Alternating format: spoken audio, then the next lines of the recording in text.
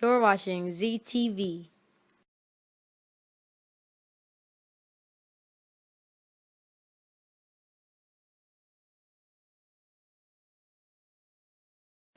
All right. Hello, dear ones. My name is Zari. I'm from zrightswords.org, zaribanks.com, and prayerjunkie.net. Hope you are having a good day. It is Thursday, January 28th, 2016, and I want to share a warning dream that I had this morning. It was a really interesting one.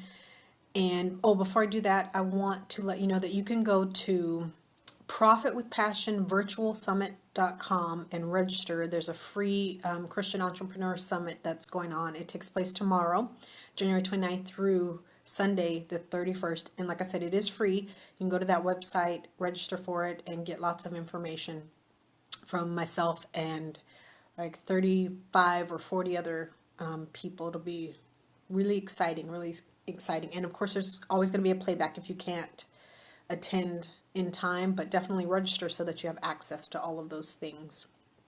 And visit me at zrightswords.org at zaribanks.com. There's a good post on my blog on zaribanks.com today about communication skills and stuff like that. One of my most popular mentoring packages that gets booked is the Communication Superstar package. And basically, what I do is I teach women how to talk to men, the right way so that they learn to get what they want and, without manipulation and all that good stuff. But those are really popular packages, and I have a special and a blog post about that up right now, so definitely go check that out as well. But today I want to share a dream that I had. Oh, let me tell you something else real quickly before I start on the dream. I have been following this revelation trail because you know how sometimes you get revelation, but the understanding doesn't come right away, and so you have to study it out so the Lord can explain, everything to you and lead you. So I've been on this revelation trail for a little while, and I'm like getting bits and pieces, here and there, and it's really exciting. It's really fun.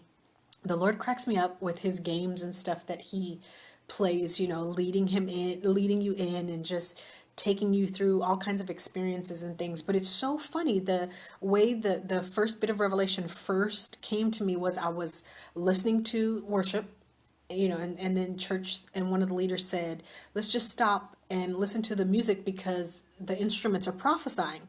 So they stopped singing and I'm listening and I heard the Lord say something and I'm like, oh, that was good stuff, what I heard. And so I wrote it down in my journal, but I wrote it down wrong by one word. And I'm like, what the heck? Why am I writing that word? And then I got online to type it to my mentor for, his insight for some additional interpretation.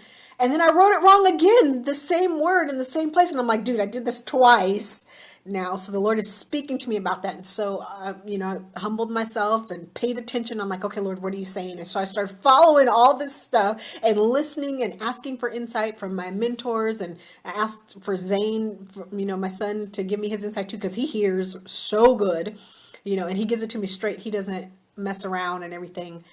And so, you know what he told me? Well, go read the Bible. So it was funny.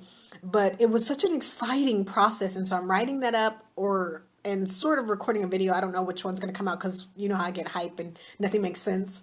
But it's such an amazing and fun process. And I think I'm so excited about it because I went through, all that warfare when I was in my prayer season at the end of 2015, and it was like, Lord, what is going on here? And then all of a sudden, when all this revelation and all these new things are coming through, boom, boom, boom, boom, boom, one after the other.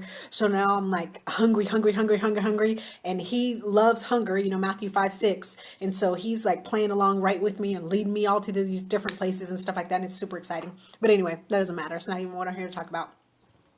What I am here to talk about is this warning dream. Okay, so I dreamt about somebody for 3 days in a row. Okay, right there, that's a heads up. You're dreaming about one person 3 days in a row, then something's going on there. And first and foremost, that is an intercessory assignment. You dream about somebody 3 days in a row, you're supposed to be praying for them. Okay, so I got that part down. I know that. That's what I do is pray. And so I was writing the dream down in my journal and going over it and talking to Holy Spirit and stuff like that and getting the insight. So this is the dream. Okay, there was a lot of stuff that happened before and a lot of stuff that happened after, but I'm just going to tell you about this segment. I get a text message and there's a bunch of words and then two pictures came through. And the first picture was of an orangish, yellowish, orangish, reddish snake. And then the second picture was the person that sent me the text had the snake on a stick like this. Okay, so this is the dream. I mean, this is the interpretation. So, oh, and they said this was waiting for me when I got home. So it's in their front yard. This is pointing to the future. And in their front yard at their house, it's not at work or anything, it's saying that this is a warning for them personally. It doesn't have anything to do with their job or anything like that. It has something to do with them personally, because your house is your soul. That's your personal environment. And because it's in the front yard, in addition to being in the future, it's also talking about other people would be able to see it and recognize this attack of the enemy coming from you.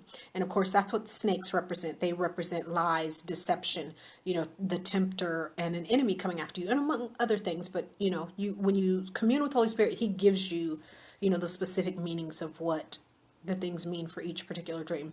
But this was a warning dream in addition to, the revelation that I got and the understanding that I got from the dream. But I also know because the snake was this orangish color, and one of the things that orange represents is a warning. You're not quite in red in danger, so it's orange to say alert, alert, alert, you need to pay attention from this moment forward. So had that dream, and then I was thinking it out and praying it out, and then you always wonder when you have a dream like that about somebody, do you share it with them or do you not share it with them? So I prayed and asked Holy Spirit, and do I share this dream? And He said, yeah, because if they can pay attention and be aware, the second picture was them, they had overcome. So there's no need not to give them the dream. There was no fear there. They have everything they need to win. They just need, to know what's going on. So it was really cool, because one of the ways that I knew that I was supposed to interpret that dream and share with them also, He confirmed it with His words, but was because they sent the information to me in a text message. That's like wireless communications, like supernatural communication, and sometimes speaks of prayer and stuff like that. So that was really cool. So just some things to note there. You always want to talk to the Lord about your dreams and stuff. Don't just make assumptions. And even when somebody's interpreting for you, you always want to get back in prayer and confirm. He'll give you a check in your spirit if it's right, if it's not right. And the part of being somebody who interprets dreams, you don't necessarily always give the person, you do this, this, and this, but you can give them suggestions and how to do it, because it's not your life and stuff. And of course, there will be sometimes that the Lord tells you something specific, but this was more like, just wake up because this lie or this deception or this temptation is coming into your life at some point. So just watch out for that. But it's wonderful to have Him on your side, giving you those heads up so you don't walk blindly into anything and you don't end up in a mess. Sometimes you get the warning dream, but you ignore it. And then when the enemy comes against you, you start to panic and stuff like that, instead of realizing, wait, the Lord already told me this was coming. I know how to handle this. I can tackle this. This is not a big deal. I'm done. I'm winning this, and then you just move on and stuff like that. And then again, like I was saying about when you dream about somebody, you always want to pray first. I asked, is this a dream that I need to share with this person, or do I just need to pray? And He said, well, they contacted you through a text message. That was the clue in the dream, the direction in the dream, that you were supposed to interpret it for them and get them that information. Okay? So ask before you act always, and then of course, because I'm giving somebody else this information, I don't know how they receive dreams.